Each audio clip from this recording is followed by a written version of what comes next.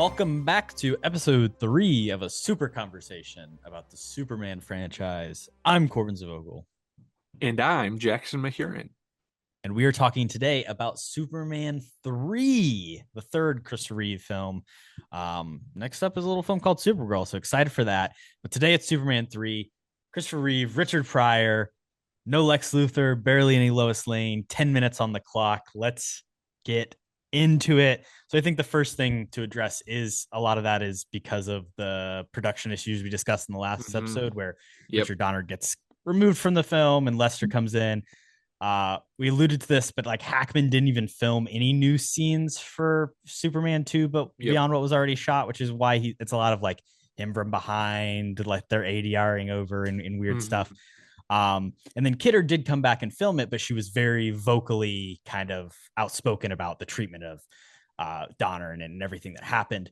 So people believe that she was just, her role was reduced in this film significantly because of that. She has like 12 lines. She gets the end She credit. says, I'm going on vacation, and she gets out of there. Comes back with a weird fake tan and is Yep. sad that Christopher Reeve seemingly has our boy Clark Kent has a new woman in his life. Also important to address that Margot Kidder struggled with some issues in her life, mental health, at a time when a lot of this stuff was going unaddressed. And also you have, because she's a woman in Hollywood, a whole slew of standards. She was in a huge franchise. And then on top of that, probably the producers not treating her right and not giving her, a fair shake. So unfortunately, she just doesn't appear in this film, which I think really sucks, because to me, what is Superman without She's the Lois? heart of it. Yeah, exactly. And don't get me wrong, we get to see Lana and some fun Smallville stuff, and I think that stuff does really work. But you don't want Clark Kent to end up with Lana Lang. That's his high school girlfriend. Like it's a, you know what I mean? Like you gotta graduate and move on and grow up a little bit. Like you can't be reverting back to your old high school flame. Yeah, this movie it feels a lot like weird regressions of Superman, the returning to Smallville, the class reunion. He's got the old bully that is just there being drunk the entire time. Yeah.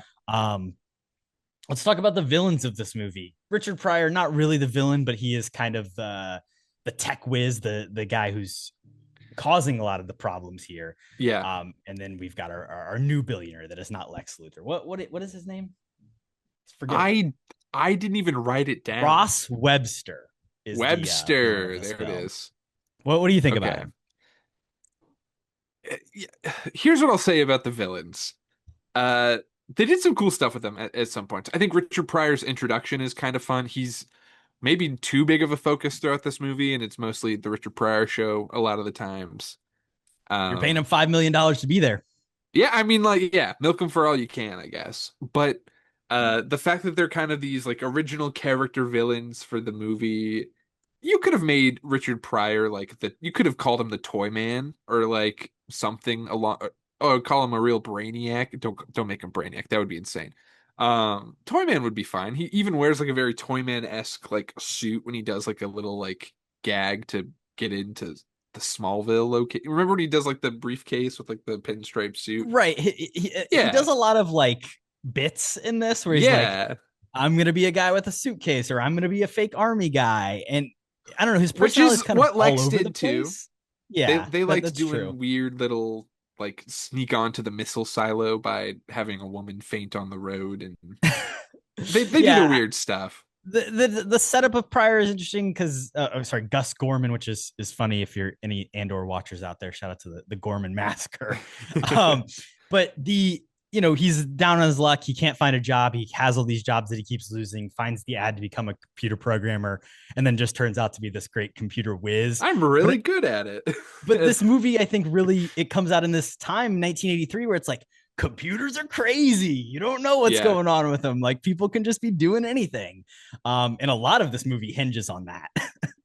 Yeah, it is basically Superman versus like the future of technology in a lot of ways, which I'm okay with, because like when you think of like a lot of the classic comics and like Max Fleischer cartoons, a lot of it is like Superman just fighting like a mad scientist or like a weird robot, and like that's a lot of his like early stuff. So like to say it's like a stretch or like far from his golden age era. I don't think it is. I think it's actually like kind of a good encapsulation of that. Now, is that entertaining to watch in a movie? Not always. I think this is maybe the worst of the three we've seen so far. I don't know if you agree. I like this movie better than the last one. I Really? do Okay, think. fun.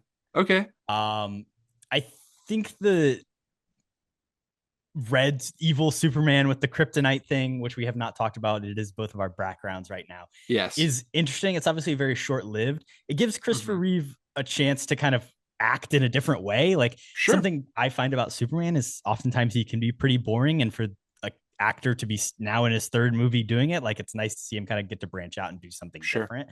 Um, I will say, did Zack Snyder just like watch this version of Superman and be like, It's "Holy him. shit, that's the Man of Steel. I want to make that movie." The insane bit with like straightening the Tower of Pisa and like the guy like remaking the statues and he moves them back and he's Terrible like green pissed again. screen, some Terrible green awful green screen. screen. Funny bit though. Like honestly, like the Yeah, comedy bits they it comes attempt in back in the this end. It's are it's pretty good. straight.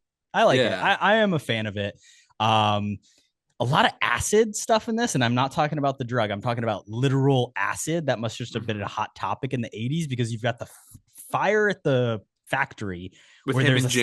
scientist and he's like, I've got to keep this acid under temperature or it's gonna blow up. Yeah. And then at the scrapyard, he throws bad Superman into a thing of acid. And he's like, why is there a thing of acid just laying around? And yeah. The 80s, man. It was a wild time. I will say, yeah, like we miss a lot of the supporting cast in this movie. I will say Jimmy Olsen finally gets to do He's something good. kind of fun in this. And he's always like pretty consistent and like good and quippy, but like to actually give him some like agency and like try to get the shot and like kind of put himself in danger is fun for him. And He then had of a good course, joke at the beginning, a good photography joke about shooting at f2 at 150th. This is why the person looks so good. Like, mhm. yeah, it I I don't know why until very recently I realized that like Spider-Man being a in the newsroom is really just like a copying of the Superman thing and like Yeah. him being a Hmm. combination. So I like that this movie kind of expands upon the newsroom stuff. Even, Clark, obviously in the last one they're doing a couples retreat piece or whatever, but I Hmm. think his high school reunion piece is a better framing device. Totally. It's kind of silly when you think of like he's like whenever they do like these casual pieces of like, oh, I'll go back to my small town and like talk about that, like just in the idea of journalism today, like that's just not really something that would be covered in a similar way. Like it would be like a puff piece or like a blog, like you'd blog it or something. Like it'd be just different. Like, like it's just so different nowadays Well, and there's so with much stuff of just all like that. people don't know what Metropolis is like. They're like, oh, it's a scary, like, oh, could I survive in the big city? And even in Kent is like, oh, I don't know if a sophisticate like myself who's been living in Metropolis could stand the small town city anymore, Yeah. which I do think is funny and interesting.